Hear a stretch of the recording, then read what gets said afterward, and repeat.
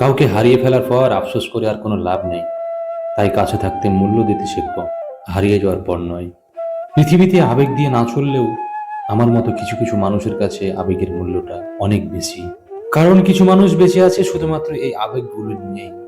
কিছু ইচ্ছা, কিছু সমস্যা, কিছু অবহেলা বেঁচে থাকার ইচ্ছেগুলোকে এক মুহূর্তেই শেষ করে দেয়।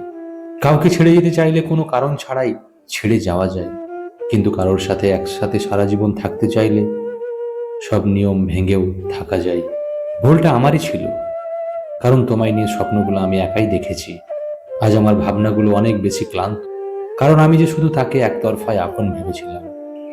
আমাকে ছেড়ে যাওয়ার ভয় দেখিয়ে কোনো লাভ নেই, কারণ ছোটবেলা থেকেই আমি অনেক কিছু হারিয়েছি, ছেড়ে এসেছি।